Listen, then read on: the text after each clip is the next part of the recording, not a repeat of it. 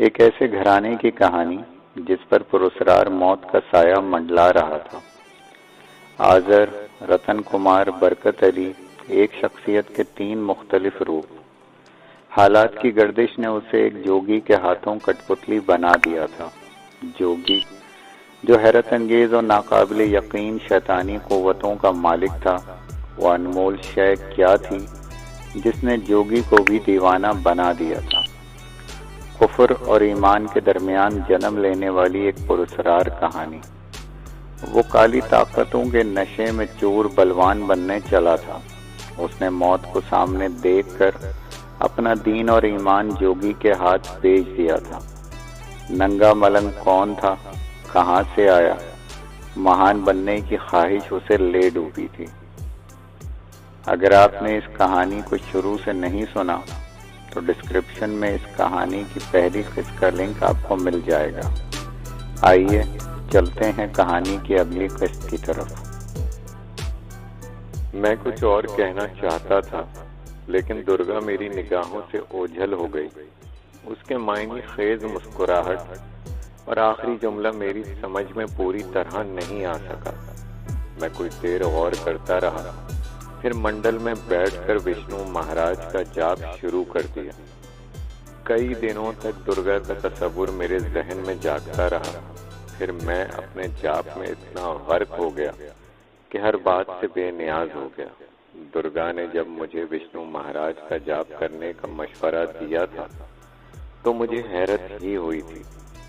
जोगी सीताराम ने भी मुझे विष्णु महाराज के जाप के बारे में बताया था कि जो शख्स इस जाप को मुकम्मल कर ले उसके बदन में महान शक्तियों का सागर ठाठे मारने लगता है। लेकिन फिर उसने मुझे ये भी समझाया था कि मैं इस जाप को करने से गुरेज करूं। उसने कहा था कि बड़े बड़े पंडित पुजारी भी इस अमल में नाकाम होकर दरबदर हो चुके हैं। शायद उसने वो सब कुछ मुझे डराने को कहा था। वो ये कभी ना चाहता होगा कि मैं उससे ज्यादा ताकतवर बन जाऊं। शायद इसीलिए उसने मुझे उस जाप के मंत्र के जो बोल बताए थे वो भी उससे मुख्तलिफ थे जो दुर्गा ने याद कराया था। काली का जाप मुकम्मल करने के बाद भी मैंने अपने अंदर कुछ तब्दीलियां महसूस की थी, लेकिन दुर्गा के आ जाने की वजह से मैं इन्हें आजमा नहीं सका था। सीताराम जो बातें करता था वो भी नाकाबिले यकीन थी, लेकिन मैं बजाते खुद उसके पुरस्कार और हैरत अंगेज कारनामों को अपनी आंखों से देख चुका था। हिंदी मैथोलॉजी के अजीब और गरीब कहानियां भी कुछ कम हैरत अंगेज नहीं हैं। गणेश देवता का वजूद भी काली के बदन से उतरे हुए मैल कुचैल का मरहूम मिन्नत है। विष्णु महाराज के लिए लिखा है कि वो एक चूहे पर सवारी करते थे। निगाहों की तपिश से किसी हरे भरे दरख्त का जलकर राख हो जाना और भी बहुत सी नाकाबिले यकीन और पुरस्कार बातें मौजूद थी। देवमालाई कहानियों की ये किताबें दुनिया के गोशे गोशे में मुख्तलिफ जबानों में बिखरी पड़ी हैं। एहराम मिस्र की बातें भी इंसानी जिस्म के रोंगटे खड़े कर देती हैं। ये दुनिया भी एक अजायब खाना है। मुख्तलिफ कबीलों के रस्म व रिवाज भी मुख्तलिफ होते हैं, लेकिन मैं इन पर बहस करने से गुरेज करूंगा। क्या सच है क्या झूठ, ये वही बेहतर जानता है जिसने तख्लीक कायनात की है। मैं अपने जाप में मगन था। दुर्गा की आमद मेरे लिए नेक शगुन था। उसने कहा था कि मैं खुशनसीब हूँ जो उसके दर्शन कर लिए, वरना बड़े बड़े पंडित पुजारी इस हसरत को दिल में लिए दुनिया से कूच कर चुके हैं। उसने भी यही दावा किया था कि वो मेरे मुस्तकबिल के बारे में जानती है, लेकिन इस मौजू पर उसने जबान नहीं खोली थी। उसने महावीर की कही हुई बातों की वजाहत भी नहीं की थी। जोगी सीताराम के मुकाबले पर उसने मुझे विष्णु महाराज का जाप करने का मशवरा दिया था। ये भी कहा था कि उसकी खबर सीताराम को ना हो। ये भी ताकीद की थी कि मैं अपनी शक्ति को कभी सीताराम के खिलाफ इस दर्जे इस्तेमाल ना करूं कि उसका क्रियाकर्म ही हो जाए। बहुत सी बातें समझ में आती थीं, बहुत सी तशरीह तलब थी, लेकिन मैंने दुर्गा के कहने पर विष्णु महाराज का जाप शुरू कर दिया था। एक बार फिर मुझे पेट पर पत्थर बांधकर हालात का मुकाबला करना पड़ रहा था। मौसम के तगय्युर मेरे लिए बेमायनी हो चुके थे। अंधेरे उजालों से मुझे कोई सरोकार नहीं था। मेरे जिस्म पर मैल की मोटी मोटी तहें जम गई थी। मेरा लिबास गलने लगा था। मेरे जिस्म पर जगह जगह गुंजान बालों का जंगल उग रहा था। ऐसे में कोई जंगली जानवर भी अगर मेरी हालत देख लेता तो शायद वो भी खौफजदा होकर दुम दबाकर भाग लेता। मुझे दिनों का हिसाब किताब भी याद नहीं रहा था। 2 महीनों तक शबो रोज जागते रहना बच्चों का खेल नहीं है। 2 रोज खाना ना मिले तो इंसान पर वहशत तारी होने लगती है। लेकिन मैं अपनी धुन में मस्त था कि मुझे किसी बात का होश नहीं था। फिर एक दिन मेरे कानों में दुर्गा की मानूस आवाज गूंजी। मैंने दुर्गा की आवाज सुनकर अपनी आंखें खोल दी। वो पहले के मुकाबले में मुझे ज्यादा हसीन और सुंदर नजर आ रही थी। उसके अंग अंग से मस्ती फूट रही थी। मेरी नजरें उसके जिस्म के नशेबो फराज पर फिसल रही थी। जब उसने संजीदगी से मुझे मुखातिब किया, संभलो रतन कुमार, तुम इस समय दुर्गा के दर्शन कर रहे हो। उसकी आवाज में तंबी का पहलू नुमाया था। मैंने जल्दी से अपनी निगाहें झुकाकर कहा, तेरे दर्शन के सिवा मेरे मन में कुछ और नहीं था। फिर भी अगर तेरे सेवक से कोई भूल चूक हो गई हो तो क्षमा कर देना। उसने कोई जवाब नहीं दिया। उसके बदन की खुशबू मेरे वजूद में समा रही थी। मैं उसके जवाब का मुंतजिर रहा। जब देर हो गई तो मैंने फिर निगाहें उठाने की जिसारत की। देवी की जगह जोगी सीताराम को देखकर मैं चौंका। फिर मैंने कुर्ब जवार पर नजर डाली तो मुझे दोबारा हैरत हुई। दुर्गा ने मुझे हाथ थाम कर जिस पहाड़ी जंगल में छोड़ा था वो इस वक्त वहां नहीं था, बल्कि हिमालय की बर्फपोश पहाड़ियों की उस गुफा में मौजूद था जहां मुझे सीताराम छोड़ गया था। मैं सीताराम को देखता रहा। फिर उसकी निगाहों में खुशी और हैरत के मिले जुले तासुरात नजर आ रहे थे। अब मंडल से बाहर आ जा बालक, उसने खुशी का इजहार किया। काली की कृपा से तूने उसका जाप मुकम्मल कर लिया है। ये सब तुम्हारी मेहरबानी है सीताराम, मैंने मंडल से बाहर आते हुए कहा। जोगी सीताराम ने मंडल से बाहर निकलते ही मुझे गले लगा लिया। बहुत देर तक मेरी पुश्त पर थपकियां देता रहा। उसकी आंखों से मिले जुले तासुरात का इजहार हो रहा था। तुझे जाप के दौरान कोई तकलीफ तो नहीं हुई? नहीं, मैंने उसे हैरान करने की खातिर लापरवाही का मुजाहिरा किया। मुझे बैर बलाओं ने भी डराने की कोई कोशिश नहीं की। ऐसा लगता है जैसे अभी कल की बात है। 40 दिन कब पूरे हुए मुझे इसका एहसास ही नहीं हुआ।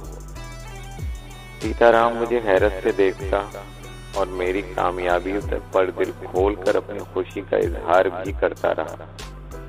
उसने दबी जबान में कहा, बालक, क्या तुझे याद है मैं यहाँ कब आया था? मैं समझा नहीं। मैंने मासूमियत से दरियाफ्त किया। मुझे भी अचंबा हो रहा है। उसने मेरी नजरों में तजस्सुस से झांकते हुए बड़ी संजीदगी से कहा, इससे पहले ऐसा कभी नहीं हुआ। क्या नहीं हुआ? मैंने वजाहत चाहिए। मैं पूरे 40 दिन बाद यहाँ पहुँच गया था, परंतु वो कुछ कहते कहते खामोश हो गया। मेरा दिल खुशी से धड़कने लगा। सीताराम की उलझन हक बजानिब थी। मुझे दुर्गा की आमद का यकीन आ गया। विष्णु महाराज के जाप की खातिर वो मेरा हाथ थाम कर कहीं दूसरी जगह ले गई थी। फिर कामयाबी के बाद शायद उसने मुझे वापस उसी जगह पहुंचा दिया जहां सीताराम छोड़ गया था। तुम क्यों चुप हो गए? मैंने उसकी उलझन से महजूज होते हुए सादगी से पूछा। किस सोच विचार में गुम हो? इससे पहले ऐसा कभी नहीं हुआ। वो चिंदिया खुजाते हुए बोला। जोगी सीताराम के जीवन में हिसाब किताब की भूल कभी नहीं हुई। तुम्हें किस बात की चिंता व्याकुल कर रही है बालक? सीताराम ने मुझे हिंदी बोलते सुना तो ताज्जुब का इजहार करने लगा। तू भी अब अपनी जबान बोलने लगा? सब तुम्हारी कृपा है, मैंने उसे खुश करने की खातिर कहा। जवाब में सीताराम ने एक बार फिर मेरी आंखों में दूर तक झांकने की कोशिश की। 21 दिनों के उलट फेर ने उसे परेशान कुन कैफियतों से दो चार कर रखा था। वो मेरे दिल में झांक कर असलियत मालूम करना चाहता था, लेकिन मुझे मालूम था वो अपनी कोशिशों में कामयाब नहीं होगा। दुर्गा ने मुझे मना किया था कि सीताराम को इस बात का इल्म ना हो कि मैं विष्णु महाराज का जाप कर चुका हूँ। उसने इस बात पे यकीन भी दिलाया था कि अब सीताराम मेरे दिल के तमाम भेद नहीं पा सकेगा। कुछ देर तक सीताराम कसमसाता रहा, फिर मुझे घूर कर बोला, सच सच बताएगा बालक? मैं महसूस कर रहा हूँ कि तुम किसी खास उलझन में मुब्तला हो। मैंने आरफाना कलाम किया। मुझे बताओ गुरुदेव, मैं तुम्हारी कोई सहायता करूं? नहीं बालक, अभी वो समय नहीं आया। जब तू चेला होकर गुरु की सहायता करने के सपने देखने लगा, अभी तुझे बड़े पापड़ बेलने पड़ेंगे, बड़े कठिन रास्तों से होकर गुजरना होगा, तब कहीं जाकर कुछ हासिल कर सकेगा। तुम किसी हिसाब किताब की बात कर रहे थे? मैंने उसे फिर छेड़ा। हाँ, मैं गलत नहीं कह रहा। वो खला में घूरने लगा। जोगी सीताराम ने समय का हमेशा ध्यान रखा है। कहीं न कहीं कोई घोटाला जरूर हुआ है, लेकिन मैं उसे भी खोज लूंगा। मैं सीताराम के साथ कदम मिलाता पहाड़ के दुश्वार गुजार रास्तों से नीचे उतरने लगा। काली और विष्णु का जाप मुकम्मल करने के बाद मैं अपने अंदर एक नई कुव्वत महसूस कर रहा था। मुझे महावीर की बात फिर याद आ गई। उसने किसी पंडित रामकिशन का नाम लेकर कहा था कि मैं उससे पंजा लड़ाने की कोशिश ना करूं। मेरे दिल में आया मैं सीताराम से रामकिशन के बारे में पूछ लूं, लेकिन फिर मैंने अपना इरादा तर्क कर दिया। महावीर ने वो बातें सीताराम से छुपा कर कही थी, तो इसमें उसकी कोई मसलहत भी जरूर होगी। सीताराम मुझे जाप मुकम्मल करने के बारे में बताता रहा। बार बार उसने यही कहा कि अब मैं जो चाहूंगा वो पूरा होगा, लेकिन उसके साथ साथ ये भी बार बार कराता रहा कि मैं फूंक फूंक का कदम उठाने की कोशिश करूं। मेरी कोई मामूली सी गलती भी देवी देवताओं को नाराज कर सकती थी। वो नाराज हो गए तो उनकी बख्शी हुई पुरस्कार कुव्वतें भी मुझसे छिन जाएंगी। रास्ते में हमारी मुलाकात पंडित पुजारियों से भी होती रही। एक जगह हम सस्ताने के लिए बैठे तो कुछ देर बाद वहां 2 पुजारी और आ गए। वो दोनों सीताराम के वाकिफ निकले। उनके दरमियान गुफ्तगू का सिलसिला शुरू हो गया। मैं दुर्गा और विष्णु महाराज के जाप में सोच रहा था जब मेरे कानों में रामकिशन का नाम गूंजा। मैं चौकन्ना होकर सीताराम और दोनों पुजारियों के दरमियान होने वाली बातों पर कान लगा दिया। सुना है आजकल पंडित रामकिशन बड़ी ऊंची हवाओं में उड़ रहा है, एक पुजारी ने कहा। तुम्हारी उससे मुलाकात कब से नहीं हुई? वो अभी तक हरिद्वार में है या कहीं और निकल गया है? सीताराम ने संजीदगी से पूछा। 2 महीने पेशतर मेरी उसकी मुठभेड़ बनारस में हुई थी। वो इलाहाबाद जाने की सोच रहा था। क्या करता फिर रहा है? सीताराम ने बज़ाहिर लापरवाही से दरियाफ्त किया, लेकिन मैं महसूस कर रहा था रामकिशन का नाम सुनने के बाद उसकी कुशादा पेशानी पर बार बार नागवारी की सिलवटें उभर रही थीं। उसके हाथ कोई अनोखी चीज लग गई है शायद, दूसरे पुजारी ने कहा। कई पंडित पुजारी उसके आगे पीछे हाथ बांधे फिरते हैं। अच्छा, सीताराम ने अच्छा खींच कर कहा, तो रामकिशन से उसकी नफरत का इजहार और वाज़ेह हो गया। तुमने कुछ खोज लगाया? उसने कौन सी गीदड़ सिंगी हासिल कर ली है जो इतराता फिर रहा है? तुम्हारा उसका तो बराबर का जोड़ है, पहले पुजारी ने मुस्कुराकर जवाब दिया। परंतु कोई भेद जरूर है, अब तो वो तुम्हारा शुभ नाम सुनकर भी मुंह बनाने लगता है। चोटी की जब मौत आती है तो उसके पर निकल आते हैं, सीताराम बल खाकर बोला। उसके दिन भी पूरे होने वाले हैं। एक बात पूछूं जोगी महाराज? दूसरे पुजारी ने सरसराते लहजे में कहा। तुम्हारे और उसके दरमियान जो अनबन है उसका कारण क्या है? ये अनबन वाली बात तुझे किसने कही? सीताराम ने चौंक कर पूछा। उसका लहजा बेहद तल्ख था। रामकिशन का एक नौजवान चेला बता रहा था, वो अब तुमसे टक्कर लेने से भी नहीं डरेगा। सीताराम बल खा कर रह गया।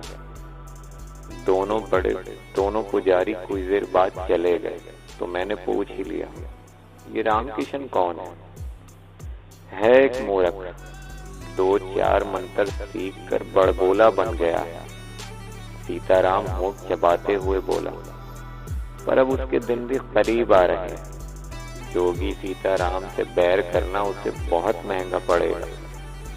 सीताराम ने मुंह ही मुंह में कुछ बुदबुदाना शुरू कर दिया।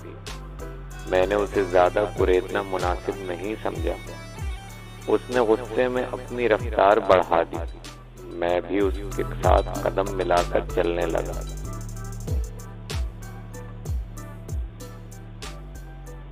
रामकिशन का नाम दरमियान में आ जाने से जोगी सीताराम की तबीयत मकदूर हो गई।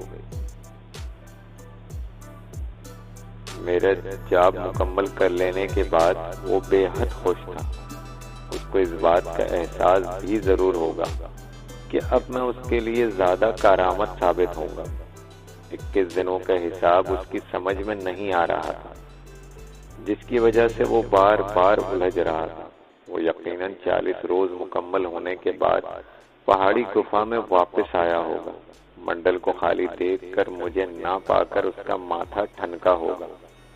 हो सकता है उसने मुझे आवाजें भी दी हों, इधर उधर तलाश भी किया हो। अपनी कुव्वतों के जरिए आंखें बंद करके पूरी धरती का कोना कोना छान मारा हो, लेकिन उसे हर तरफ से मायूसी हुई। उसने सीताराम के जहन से इन 21 दिनों का हिसाब भुला दिया होगा जो मैंने विष्णु महाराज का जाप मुकम्मल करने में गुजारे थे। लेकिन सीताराम बार बार दिनों के शुमार में उलझ जाता होगा। मुझे अचानक दोबारा मंडल में बैठा देखकर वो हैरत से उछल पड़ा होगा। उसके जहन में हजारों वसवसे जाग उठे होंगे। उसने अपनी पुरस्कार शैतानी कुव्वतों का जाल फिर चारों तरफ फैलाया होगा, लेकिन दुर्गा की शक्ति ने उसे दोबारा गड़बड़ा दिया होगा। उसने कहा था कि कहीं न कहीं कोई घोटाला जरूर है जिसे वो जल्द या बदेर खोज लेगा। सीताराम ने खुद को मुतमईन कर लिया था। दुर्गा के सामने उसकी नहीं चल सकी थी, इसलिए वो हिसाब किताब भूलकर मेरी कामयाबी में खुशी का इजहार करने लगा। लेकिन रामकिशन के जिक्र ने उसे फिर किसी गहरी सोच में मुब्तला कर दिया। वो बार बार आंखें मूंद कर खला में इधर उधर देखने लगता। शायद वो उसे तलाश करने की फिक्र में परेशान था, और उसकी परेशानी की वजह यकीनन वही शय होगी जो महावीर के मुताबिक मेरे सिवा कोई और हासिल नहीं कर सकता था। उसी शय के हुसूल की खातिर सीताराम ने मेरे गिर्द न जाने कब से साजिशों के जाल बुनने शुरू कर दिए थे। मैं बेखबर ही रहा, लेकिन मथुरा में काली के बड़े मंदिर में महावीर से मुलाकात होने के बाद से मुझे यकीन आ गया था कि मेरी बर्बादी में, मुझे सिरात मुस्तकीम से भटकाने में शैतान सिर्फ सीताराम के अलावा किसी और का हाथ नहीं था। मुमकिन है मेरे वालिदैन की मौत से भी इस कमजात का कोई ताल्लुक रहा हो। उसने मुझे पटना से दर बदर करने की खातिर कोई लंबा चौड़ा खेल खेला हो। बहरहाल पुजारियों की जबानी रामकिशन का तस्करा सुन लेने के बाद से सीताराम किसी गहरी सोच में गर्क होकर रह गया था। मैंने यही नतीजा अखज़ किया था कि सीताराम को जिस शय की तलाश थी वो रामकिशन ही की तहवील में थी, और पुजारियों के बयान के मुताबिक उसके पीछे बहुत सारे पंडित पुजारी हाथ बांधे फिर रहे थे। मैंने सीताराम को रामकिशन के बारे में कुरेदने की कोशिश की थी, लेकिन वो इससे सिर्फ अपनी नफरत का इजहार करके बात टाल गया था। हमारे दरमियान इधर उधर की बातें होती रहीं। मुझे जाप से हासिल की हुई शक्तियों और इसके जायज और नाजायज इस्तेमाल के तरीकों से आगाह करता रहा। उसका रवैया मुझसे पहले के मुकाबले में मुख्तलिफ था, लेकिन बातों बातों में वो इस बात का इजहार भी दबी जबान में कर चुका था कि मैं जाप पूरा करने के बावजूद उसके मुकाबले में बहुत कमजोर हूँ। मैं उसकी बात सुनकर दिल ही दिल में मुस्कुरा देता। उसे गलतफहमी में मुब्तला रखने की खातिर ही मैंने उसे गुरु कहना शुरू कर दिया था। हिमालय से वापसी के बाद बनारस पहुंचने तक हमारे दरमियान कोई ऐसा अहम काबिल जिक्र वाक़या पेश नहीं आया जो कलमबंद किया जा सके। बनारस में भी सीताराम ने काली के बड़े मंदिर में क़याम किया। वहां का बड़ा पुजारी भी सीताराम की आओ भगत में लग गया, लेकिन गिरधर नामी पंडित जो धर्म कर्म के कामों की देखभाल करता था, बड़ा चलता पुर्जा और अय्याश किस्म का आदमी था। पुजारियों की बड़ी तादाद उसकी हमनवा थी, इसलिए बड़ा पुजारी भी उसका लिहाज करता था। मैं समझ रहा था कि सीताराम बनारस किस लिए आया था। वो रामकिशन की सुनगुन लेने के इरादे से वहां पहुंचा था। पहले के मुकाबले में वो मुझसे मोहतात रहने लगा था। शायद इसीलिए उसने मेरी मौजूदगी में बड़े पुजारी या गिरधर के साथ रामकिशन के सिलसिले में कोई बात नहीं की थी।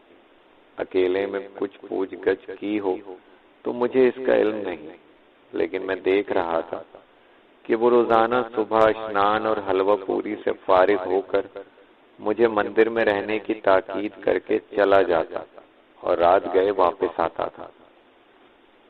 बनारस में काली का मंदिर पंडित पुजारियों की तवज्जो का खास मरकज बना रहा था। गिरधर ने बड़े पुजारी के होने के बावजूद सारे इंतजामी उमूर अपने हाथ में ले रखे थे। उसने मंदिर में छांट छांट कर ऐसी पुजारने और देवदासियां भर रखी थी जो उसके इशारे पर नाचती थी। मैं ये सारे खेल तमाशे खामोशी से देख रहा था, मगर खामोश था। सीताराम ने बड़े पुजारी और गिरधर से जिस अंदाज में मेरा तारुफ कराया था वो भी कोई खास नहीं था। बड़ा पुजारी चूंकि जोगी सीताराम का मुतक़िद था, इसलिए मेरा बहुत ख्याल रखता था, लेकिन गिरधर का मेरे साथ भी वही सलूक था जो आम पुजारियों के साथ था। मंदिर में 4 रोज का क़याम के दौरान मेरी कई पुजारनों के साथ अच्छी मेलजोल हो गई थी। इनमें पुजारी कंवल किशोर भी था। वो राजपुर से वहां आया था। मैंने महसूस किया था कंवल किशोर और गंगा नाम की पुजारन के दरमियान आंख मटकता चल रहा है। मैंने इसमें कोई खास दिलचस्पी नहीं ली थी। मुझे इसकी जरूरत भी नहीं थी कि किसी के जाती मामलात में टांग फंसाता। लेकिन एक दिन खुद कंवल किशोर ने मुझसे दबी जबान में कहा, रतन कुमार, तुम्हारा पुरोहित गिरधर के बारे में क्या ख्याल है? कैसा मनुष्य है? जैसा भी होगा अपने लिए होगा। मैंने टालने वाला अंदाज इख्तियार किया। मेरा उसका क्या संबंध?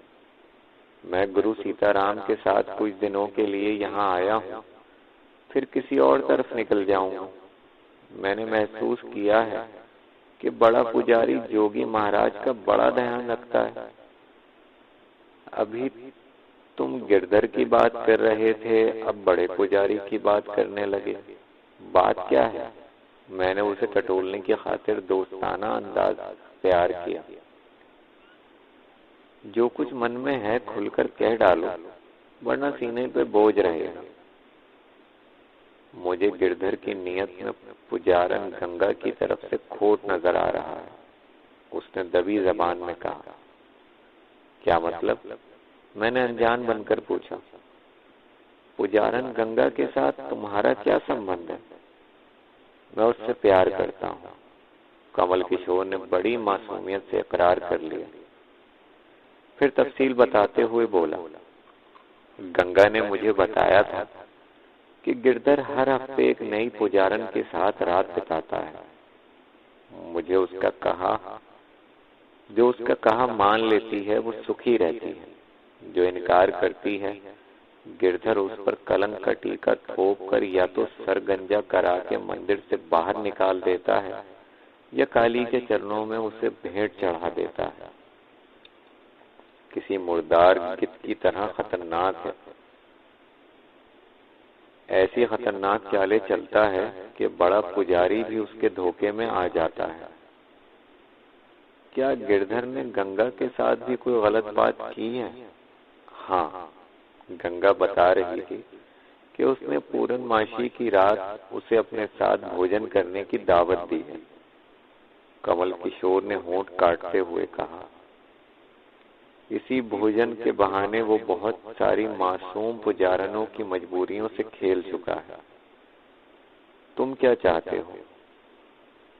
मेरा ख्याल है अगर तुम जोगी महाराज के कानों में किसी तरह ये बात डाल दो तो गंगा उस पापी के जाल से बच सकती है। मेरा कहा मानो तो तुम गंगा से कहो कि वो गिरधर के भोजन की दावत वाली बात मान ले। क्या मतलब? कमल किशोर ने चौंक कर मुझे देखा। तुमने अगर मित्र समझकर मुझे अपने मन का हाल बताया है तो फिर मेरे कहने पर अमल करो, मैंने संजीदगी से कहा।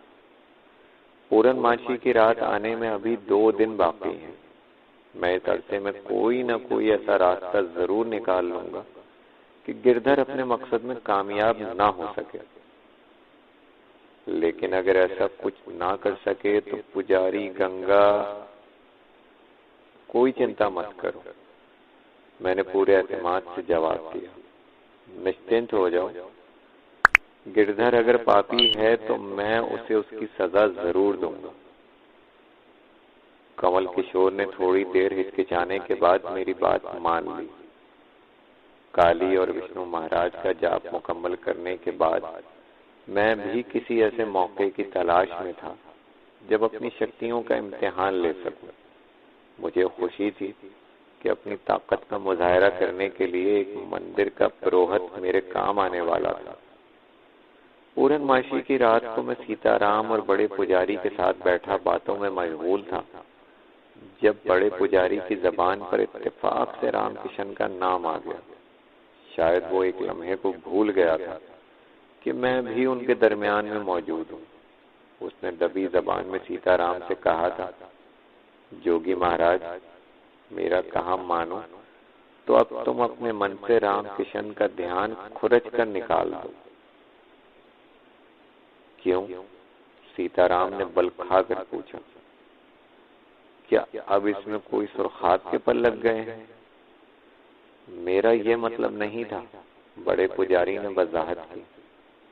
मैं तो सिर्फ इस कारण ये कह रहा था कि 2 महान शक्तियों का टकराव देवी देवताओं को भी पसंद नहीं आता।